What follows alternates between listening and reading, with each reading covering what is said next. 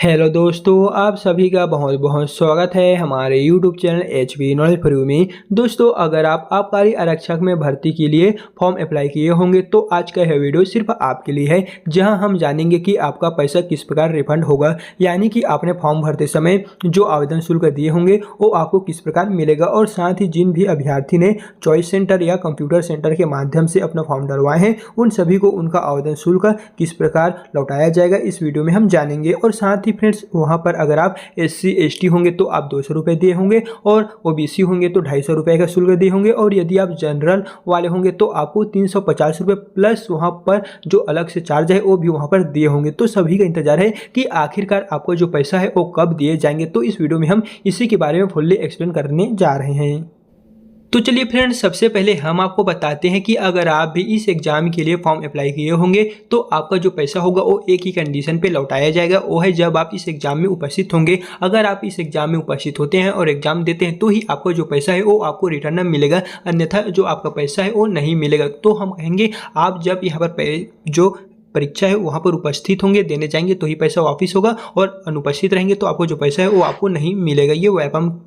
जो रहेंगे वो ले लिए जाएंगे। तो फ्रेंड्स, बारी आती है कि जो आपको पैसा है वो किस प्रकार से मिलेगा। तो इस PDF के माध्यम से आपको देखने को मिलेगा जो कार्यालय छत्तीसगढ़ कार्यालय में यहाँ पर जो आबकारी आरक्षक के पदों पर भर्ती किया जाएगा, तो इसे खुद यहाँ पर कार्यालय छत्तीसगढ़ व्यावसायिक परीक्षा मंडल रायपुर की ओर से डिक्लेयर किया गया है। तो हम आपको बताएंगे, यहाँ से आपको सिंपली नीचे को गिराना है और इस प्रेस विज्ञप्ति में दोस्तों आपको देखने को मिलेगा यहाँ पर साफ साफ लिखा हुआ है, अभ्यर्थी द्वारा ऑनलाइन आवेदन करते समय परीक्षा शुल्क का भुगतान ऑनलाइन पद्धति से किया जाएगा। छत्तीसगढ़ शासन के नियम अनुसार छत्तीसगढ़ राज्य के स्थानीय निवासी अभ्यर्थी जो परीक्षा में उपस्थित होते हैं उनका परीक्षा शुल्क वापस व्यापम द्वारा किया जाएगा। तो इसके लिए यहाँ पर लिखा हुआ है, परीक्षा शुल्क एग्जाम फीस जो है वो उसी बैंक खाते में वापस किया जाएगा जिस बैंक खाता से अभ्यर्थी ने ऑनलाइन आवेदन परीक्षा शुल्क का भुगतान किया है। यहाँ पर साफ साफ लिखा हुआ है कि आप फॉर्म अप्लाई करते हुए जिस भी माध्यम से अपना फॉर्म डलवाएंगे तो आप DBT के माध्यम से, UPI पेमेंट के माध्यम से, QR कोड के माध्यम से, जिस मेथड से आप अपना जो पेमेंट करेंगे उसी के माध्यम से आपको जो पैसा है वो लौटाया जाएगा। अगर आप UPI के माध्यम से पेमेंट करेंगे तो आपका जो UPI ID होगा उसे व्यापम की ओर से डिटेक्ट कर लिए जाएंगे। और यदि आप डेबिट कार्ड के माध्यम से, क्रेडिट कार्ड के माध्यम से अपना पेमेंट करते हैं तो वहाँ से जो व्यापम के अधिकारी है वो आपका डेबिट कार्ड और क्रेडिट कार्ड है वो डिटेक्ट करके आपका जो पैसा है वो उसी में वापस कर दिया जाएगा। और बात करते हैं QR कोड के माध्यम से करेंगे तो आपका जो QR कोड का ID होगा वो व्यापम के वेबसाइट में चला जाएगा। जब आप पैसा पे करेंगे तो वहीं से ही जो व्यापम के अधिकारी होंगे जो पैसा वापस किया जाएगा, यदि आप एग्जाम में बैठेंगे तो ही तो आपका जो ID होगा वो वहाँ पर डिटेक्ट कर लिया जाएगा और आपका जो पैसा है वो ले लिया जाएगा। यहाँ पर दोस्तों साफ साफ लिखा गया है कि परीक्षा शुल्क उसी बैंक खाता में वापस किया जाएगा जिस बैंक खाता से अभ्यर्थी जो है वो ऑनलाइन आवेदन परीक्षा शुल्क का भुगतान करे। ये हम नहीं कह रहे हैं, इसे जो ऑफिशियली व्यापम की ओर से अपडेट जारी हुआ है इसी के माध्यम से हम आपको बता रहे हैं। लेकिन फ्रेंड्स, बारी आती है कि जिन भी स्टूडेंट ने अपना परीक्षा फॉर्म स्वयं नहीं भरी है, ये तो बात आती है कि स्वयं भरे स्टूडेंट हैं वे अपना परीक्षा फॉर्म वापस पा सकते हैं। लेकिन बात आती है जिन भी स्टूडेंट हैं,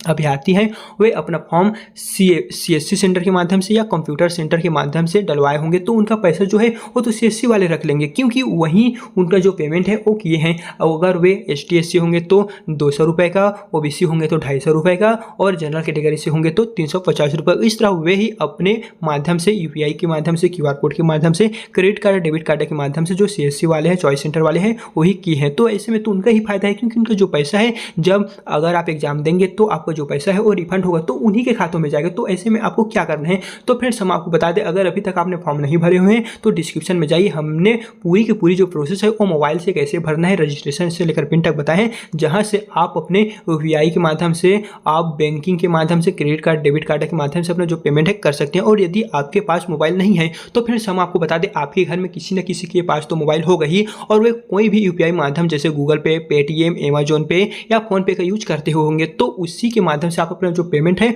वो कटवा लीजिएगा, हम यही कहेंगे। या फिर घर में भी नहीं चलाते होंगे तो आपके पास दोस्त होगा तो उनसे भी आप कह सकते हैं कि आपका जो फॉर्म है वह डलवा ले, और जब पेमेंट करने की बारी आए तो उनका आप UPI ID ले लीजिए और वहीं से ही कट जाएगा। लेकिन बात आती है कि जिन्होंने अभी फॉर्म डलवा ली हैं तो फिर हम आपको बता दें, ये सिर्फ जारी किए हैं जिन्होंने अपना मोबाइल से फॉर्म डाले हुए हैं, लेकिन हो सकता है व्यापम की ओर से इसके लिए अपडेट आ जाएगा। लेकिन बहुत सारे यहाँ पर स्टूडेंट हैं कि जो वे हैं वे CSC सेंटर, चॉइस सेंटर के माध्यम से अपना फॉर्म फिलअप करवा लिए हैं और बहुत दूर दूर से करवा लिए हैं, या फिर मोबाइल के माध्यम से ही वे इस जगह रह रहे हैं, लेकिन बहुत दूर से अपना फॉर्म फिलअप किए हुए हैं, तो वे 250-200 रुपये को लेने के लिए तो दूर नहीं जा सकते। तो उनका क्या करना है? तो फ्रेंड्स, आप घबराइए मत। जैसे ही एग्जाम होगा और एग्जाम में अगर आप उपस्थित रहते हैं तो आपके लिए भी कुछ ना कुछ वहाँ पर अपडेट जारी किया जाएगा। तो फ्रेंड्स, अगर आप एग्जाम डलवा लिए हैं तो आप घबराइए मत, और यदि आपने अभी तक एग्जाम फॉर्म फिलअप नहीं किए हुए हैं तो हम यही कहेंगे, डिस्क्रिप्शन में आप जाइए, हमने उस वीडियो को लिंक दिए हैं जहाँ पर आप फॉर्म मोबाइल से ही डाल सकते हैं,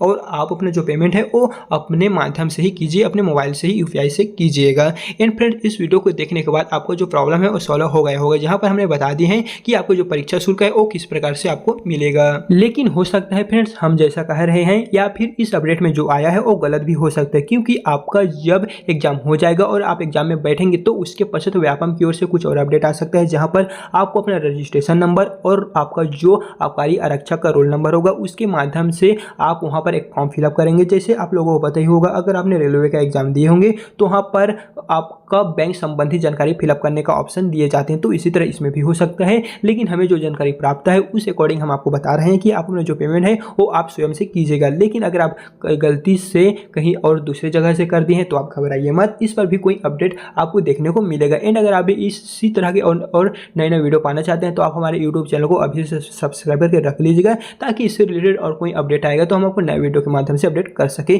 तो चलिए फ्रेंड्स, फिर मिलते हैं इसी तरह के एक नए वीडियो के साथ।